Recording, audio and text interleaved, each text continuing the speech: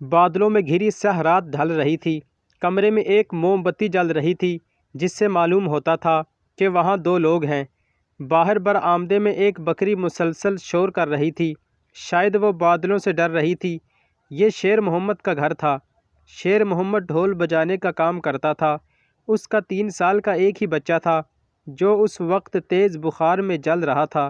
بیوی سخت بے چین تھی اور شیر محمد سے بار بار کہے جاتی رہی تھی کہ وہ بچے کو حکیم کے پاس لے چلے۔ پچھلے ہفتے بھی اسے بخار ہوا تھا اور تب بھی حکیم کی دوا سے آرام آ گیا تھا، مگر شیر محمد نے ابھی تک اس دوا کا ادھار بھی نہیں چکایا تھا۔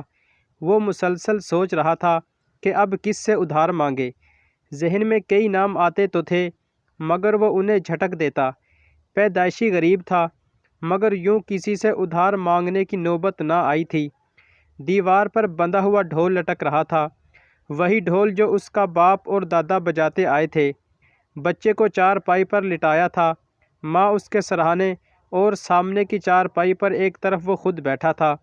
بیوی کی ضد جاری تھی کہ وہ کہیں سے پیسوں کا انتظام کرے۔ بستی میں عنقریب کوئی شادی بھی نہیں تھی۔ شیر محمد کے جی میں نہ جانے کیا آیا، وہ اٹھا اور دیوار سے ڈھول اتار کر اپنے سامنے رکھ لیا، پھر اس کی رسیاں کسنے لگا۔ میرا بچہ تڑپ رہا ہے، اس کی بیوی روتے ہوئے بولی۔ شیر محمد نے کوئی جواب نہ دیا بلکہ رسیاں کسنے کی رفتار تیز کر دی۔ وہ رسیاں کستا پھر ڈھیلی کر دیتا، ساتھ ساتھ اس کی بیوی کی تکرار اور بچے کی آہ و بکا بھی جاری تھی۔ تھوڑی دیر کے بعد بادل بھی گرج اٹھتا۔ شیر محمد سر جھکائے رسیاں کسنے اور ڈھیلی کرنے میں مصروف رہا۔ کچھ دیر بعد بچہ سو گیا اور شیر محمد کی بیوی بھی اپنے بچے کے ساتھ ہی لیٹ گئی۔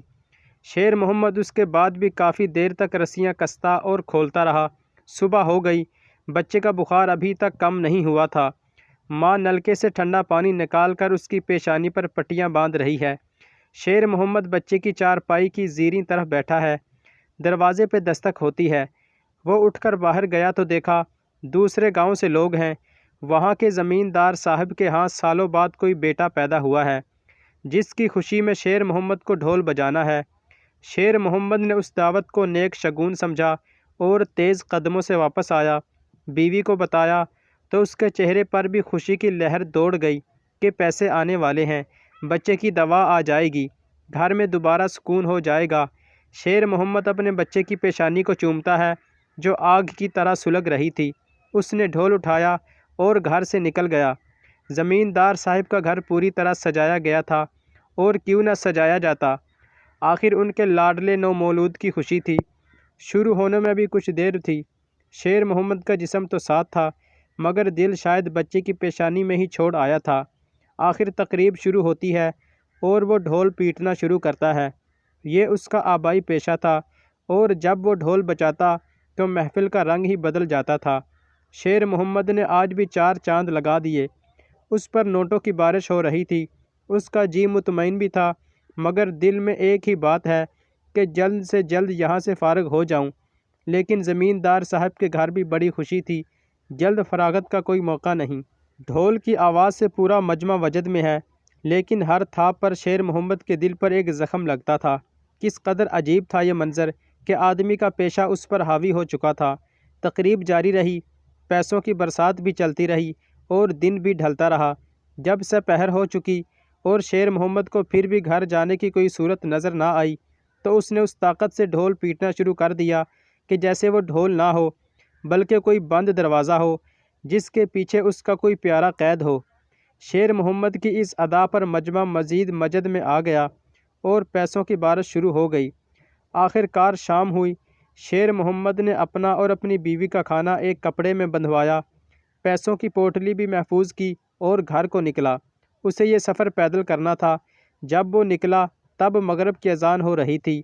ڈھول اس نے کمر پہ باندھ لیا تھا اور گھبراہٹ میں تقریباً بھاگتا ہوا آ رہا تھا۔ آخر وہ اپنے گاؤں میں داخل ہوا۔ بھاگتے ہوئے جسم کے ساتھ ڈھول جب اس کی کمر سے ٹکراتا تو ایک عجیب آواز پیدا ہوتی۔ شیر محمد عشاء کے وقت اپنے گاؤں میں داخل ہوا تھا۔ یہ آواز بھی اس کے ساتھ ساتھ گلیوں میں سفر کر رہی تھی، ایک گلی سے ہوتی ہوئی دوسری گلی میں جا نکلتی۔ یہ آواز شیر محمد کی چاپ تھی یا شاید وہ ڈھول شیر محمد کے وجود اور اس کی تمام حدود کا ثبات تھا۔ بھاگتا ہوا اپنی گلی میں داخل ہوا تو بیوی دروازے میں سر جھکائے بیٹھی تھی۔ شیر محمد نے اس کے کندھے ہلائے تو اس نے چہرہ اوپر کیا، گالوں پر کتنے ہی آنسو سوکھ چکے تھے۔ شیر محمد تیزی سے اندر داخل ہوا۔ بچہ چارپائی پر لیٹا تھا۔ جلدی سے اس کے پاس آیا، دیکھا تو بچہ مر چکا تھا۔ شیر محمد نے ڈھول کمر سے اتار کر سامنے رکھ لیا۔ اتنی دیر میں بیوی بھی اندر چلی آئی اور چارپائی کے پاس کھڑے ہو کر بیان کرنے شروع کر دیے۔ شیر محمد نے سارے پیسے بچے کی لاش کے پاس ہی رکھ دیے۔ بیوی بیان کرتی جاتی ہے اور شیر محمد ڈھول کی رسیاں کس رہا ہے۔ جب ساری رسیاں کس لیں تو اپنے مکان کی چھت پر چڑھ گیا اور زور زور سے ڈھول بجانا شروع کر دیا۔ رات کے شاید 11 بجے تھے۔ ڈھول کی آواز سن کر ایک ہمسایہ جاگ اٹھا اور کسی سے پوچھنے لگا کہ یہ ڈھول کہاں بجتا ہے۔ جواب میں ایک آواز آئی، سو جاؤ، شیر محمد پاگل ہو گیا ہے۔ مزید اچھی ویڈیوز کے لیے ہمارے چینل کو ضرور سبسکرائب کریں۔ شکریہ۔